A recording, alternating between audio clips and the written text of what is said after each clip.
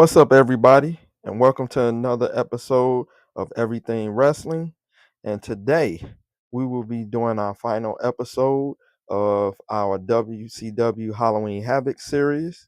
And in this episode, we will be covering Halloween Havoc 1996 through 1998. Now, keep in mind, I do know Halloween Havoc has extended beyond 1998.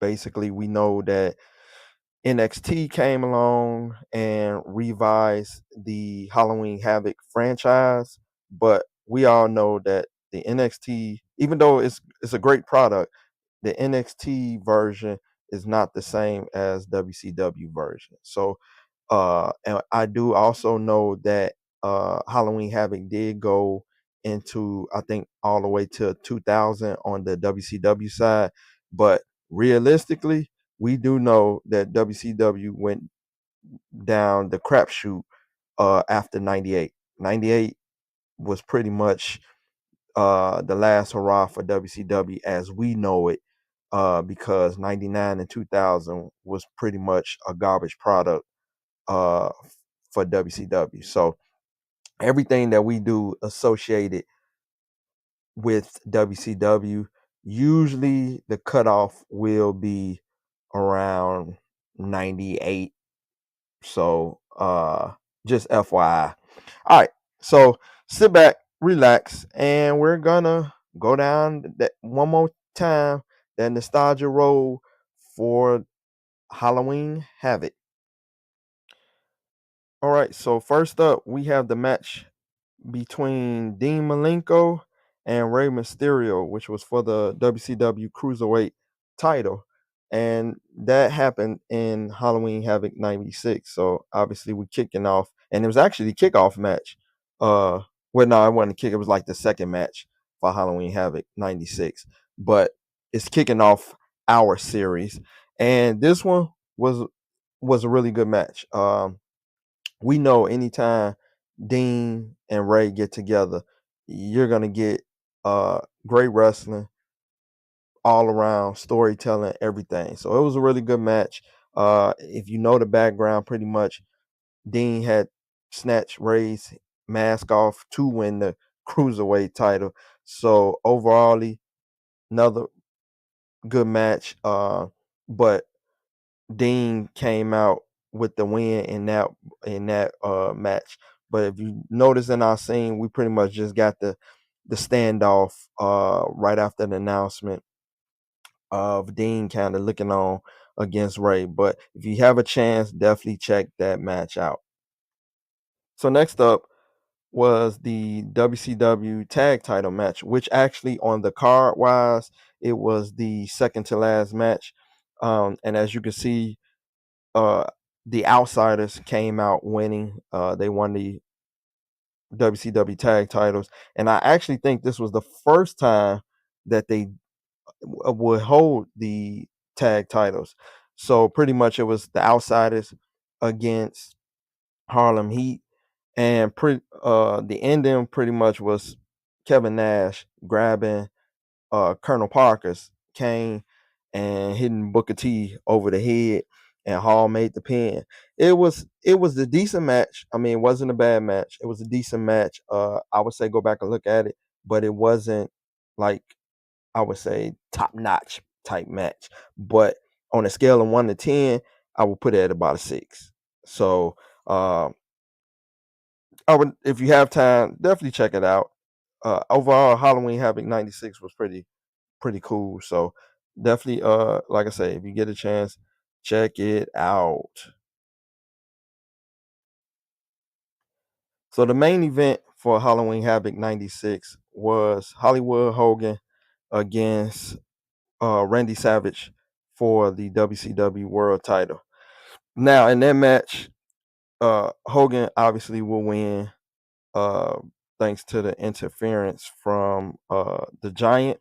But in the scene, as you see captured, number one, we pretty much made a custom Macho Man where you can see him showing the his attire was the Halloween Havoc attire.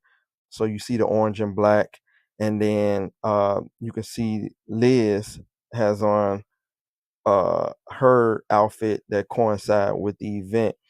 Now, in terms of the match, it was pretty kind of quick. It wasn't a whole lot to it, but that would lead us to our next uh scene, which was also incorporated in the main event of the match. So during the Hollywood Hogan and Macho Man match, at the end, we will finally see Roddy Piper appear in WCW, and that's where he confronted Hogan. And Hogan basically cut that promo where he made wrestling and he was the best thing in wrestling and blah blah blah blah blah. And of course, Piper would come in and go face to face with Hogan, pretty much rekindling the '80s feud for back in the from the early '80s. We remember in WWF, but he will rekindle that feud between him and Hogan. So in the scene, as you can see, number one, we was able to put together or put to use that Monday Night War Piper, which I think has the best head scan for his WCW run. So I definitely like that Monday Night War Piper. I know he was very scarce in the stores, so I was glad to be able to find him actually in the store. And I actually just happened to pop up on him. It wasn't like, oh, there was a lot of them. Literally, I wasn't even looking for him, and boom, he just happened to be out there. But yeah, I know that run, and hopefully they may do a re-release of that. I expect them to, because again, when those came out, you didn't see a lot of those. But we used our Monday Night War Piper, and then obviously you can see we used the updated Hogan, that re-release Hogan, with that tan, that hot dog tan. And if you notice with our giant, you can see he has that head scan. That 2-pack head scan, I think it was the basic 2-pack head scan, is the best head scan of the giant. So if you can get your hands on that 2-pack, I forgot which 2-pack it is, but it's a early, like going back to the basics. Uh, it's an early 2-pack that has the best head scan of the giant, and as you can see, it definitely shows the most likeness of the giant. But yeah, so that was pretty much the ending of Hollywood Havoc 96. All right, now we're going into Halloween Havoc 97. And the only match, honestly, that stood out for me in this event, um, actually a couple, but the only one that really made my roster was the Halloween Havoc. I mean, sorry, the steel cage match between Roddy Piper and Hogan. And there was a couple of reasons that this one stood out. Now, obviously, Roddy Piper beat Hogan, so that was number one, because if you know from WWF, Roddy Piper never really beat Hogan in the WWF. He was the heel in WWF, so he didn't really get his just due.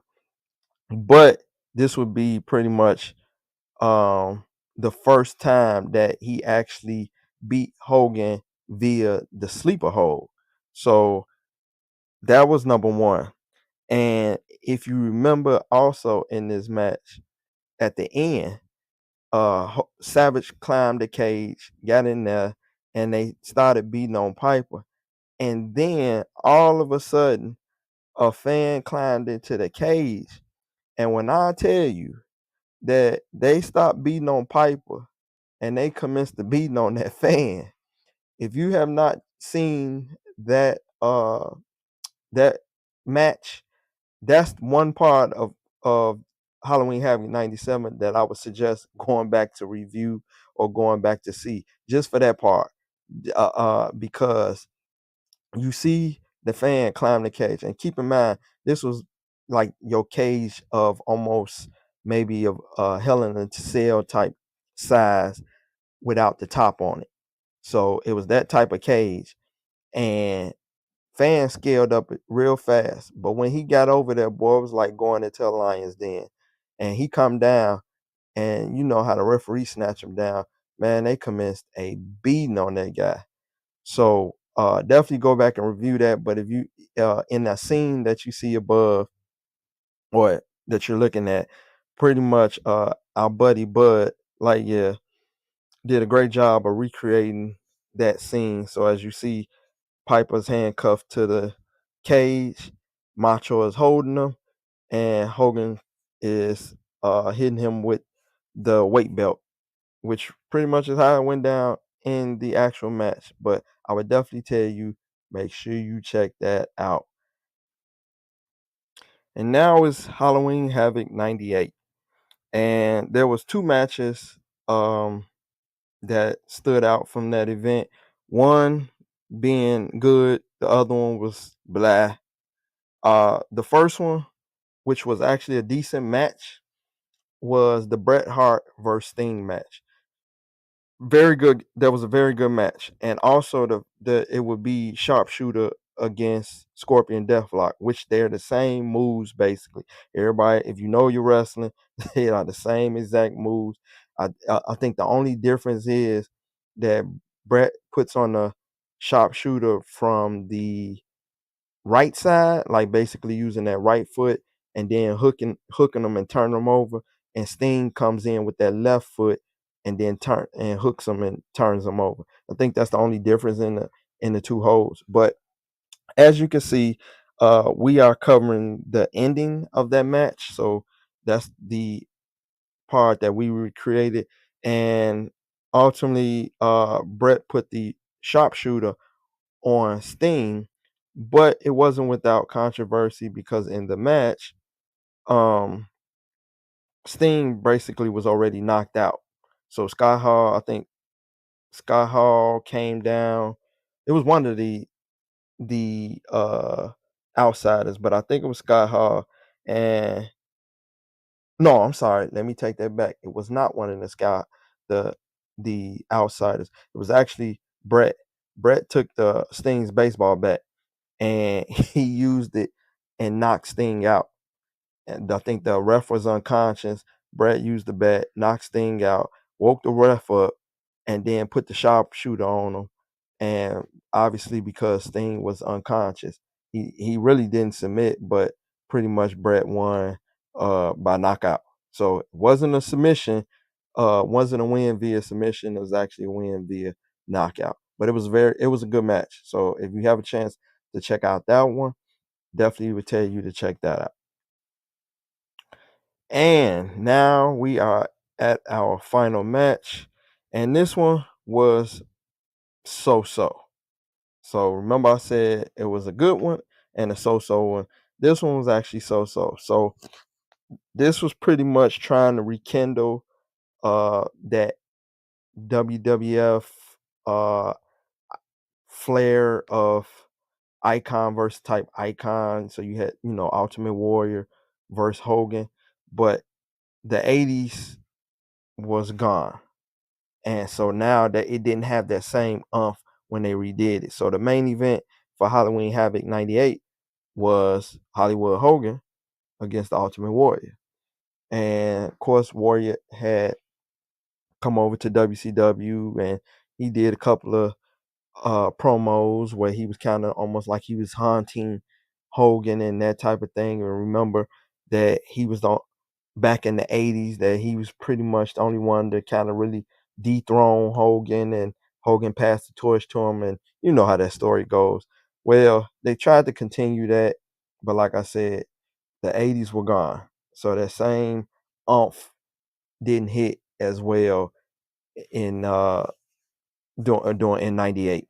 And also in the match, there was a kind of couple of mess ups. So there's one part where I think Hogan tried to use a little fireball, and he couldn't light the fire paper. So when they're doing a fireball, it's like this little magic paper that they use. You light it and it just kind of dissipates. Well, he couldn't light it, or it wouldn't catch or something. So of course, by the time that Hogan finally lights it, Warrior is so far off that realistically that this fire shouldn't have done nothing. But of course, Warrior plays like, oh, the fire hit him in the eyes type thing. But it was a couple of things that happened in that match that was like, okay, yeah, they're past their time with this whole rivalry. But the scene that was recreated, and this one was recreated by Bud, as you can see, we got that WCW Warrior, which if you were able to get your hands on it, because they released it once, and then it was such a hard to find figure, they end up re-releasing it. So hopefully you was able to grab that figure, because the artwork just on the jacket alone is beautiful. Man, it was one of the most detailed uh artwork on a figure clothing that I have seen when it come to Warrior. So if you was able to get your hands on that figure, that's a good one to have. But we got the WCW UE Warrior, and then of course we got that Hogan. And basically this is pretty much at the beginning of the match when Warrior showing his power, and Hogan is like, Hogan have to play to the crowd, that type of thing. But like I said, on a scale of 1 to 10, this was definitely a 5. It was, and then you had Horace Hogan who interfered. Like I said, it's one of those where you be like, oh, if you got time to watch it, go ahead and check it out just to see what I'm talking about and get a laugh. But if you ain't got time, you didn't miss nothing. So other than that, that concludes our WCW Halloween Havoc series. Hopefully, you enjoyed going down our nostalgia road, and we hope that you come back and check out our other series. Like right now, we have the Nitro series going. We have the Raw series. In November, we will be doing Survivor Series. And of course, I have Saturday Night Main Event coming up also. So, and we will be hitting some of the other pay-per-views also. So, of course, we're not going to forget Starrcade, Royal Rumble, etc. So, stay tuned for those. If you haven't subscribed to the channel, make sure you hit that subscribe button and hit that notification so that you don't miss out on anything. And we thank those who have subscribed to the channel, and we appreciate the support as the channel is continuing to grow. So we are definitely happy about that, and we are glad that so many people are enjoying this.